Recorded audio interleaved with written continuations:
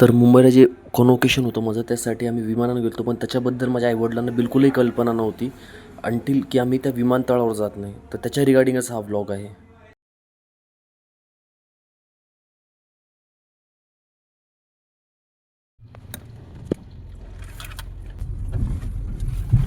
भाव पेट्रोल ना हो, सिडकोला पार्सल देऊन येऊ. थोडं काम आहे बाबा. खरं तर कारवाल्याला मी अगोदरच लगेच सांगून एक ठेवलं तास होतं की असा असा सीन आहे बाबा, तुला अशी ॲक्टिंग करायची आणि असं मी जेव्हा विचारेल तेव्हा तुला असं बोलायचं आहे. आणि तिथून सरळ पुढे तो एअरपोर्टवर गाडी घेऊन गेला. जायचं विमानानं हां ते बसचे तिकीट सारखं आहे का आता ऐन टायमावर काढलं, पहिलेच काढलं होते. खरं तर मी हे म्हणल्यानंतर सुद्धा घरच्यांना कळालंच नाही की आपण खरंच विमानानं जाणार आहोत. पण जेव्हा मी त्यांचा डोर उघडला आणि त्यांना म्हटलं की उतर आपल्याला जायचं विमानानं, मग त्या टायमाला त्यांचं खरं तर चेहरा बघण्यासारखा होता, पण अनफॉर्च्युनेटली ते कॅमेऱ्यामध्ये रेकॉर्ड नाही झालं. खरं तर रेल्वे किंवा बसने सुद्धा जाता आलं असतं, पण उद्याचा दिवस उगवेल ह्या गोष्टीवर माझा फारसा विश्वास नाही आहे. त्याच्यामुळेच जो एक्सपिरियन्स माझ्या आईवडिलांना देता येतो मी तो देण्याचा प्रयत्न इथं पूर्णपणे केला होता. कसं वाटतं मम्मी आता विमानानं चालू होतं? भारी वाटतंय, छान वाटतंय. नाही कसं वाटतं आता विमानानं चालू होतं? छान वाटतं.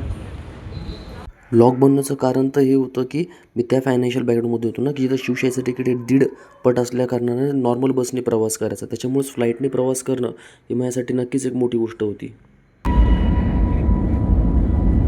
फ्लाईटमध्ये पहिल्यांदाच बसले असल्या कारणानं मम्मीला थोडं घाबरल्यासारखं होत होतं, तर तिला मी तिथं थोडं धीर द्यायचा प्रयत्न करत होतो. आरामात बस.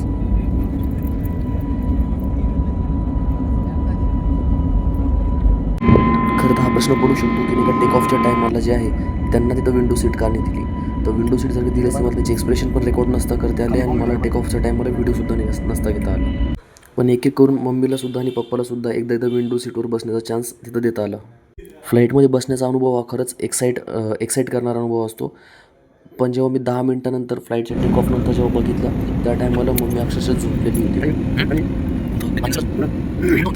आता आम्ही मुंबईजवळ पोहोचलो होतो आणि थोड्याच वेळात जे आहे कॅप्टनने अनाऊन्समेंट केली लँड करणार आहे. त्याच्यामुळेच कदाचित पप्पानी त्यांचा फ्लाईट मोड ऑफ करण्यासाठी जो आहे फोन काढला असावा. तर हा एक फ्लाईटचा जो एक्सपिरियन्स होता त्यासाठीचा हा व्लॉग होता. त्याच्यानंतर त्या दिवशी मी कॉन्व्होकेशनला सुद्धा गेलो. कॉन्व्होकेशननंतर सिद्धिविनायक टेम्पलनंतर आम्ही ताज हॉटेलला सुद्धा गेलो. तर त्याचे आणखी 2 पार्ट्समध्ये व्हिडिओ आहेत. ह्या व्हिडिओला जास्तीत जास्त सपोर्ट करा म्हणजे मला तो व्हिडिओ अपलोड करायला सुद्धा प्रोत्साहन भेटेल.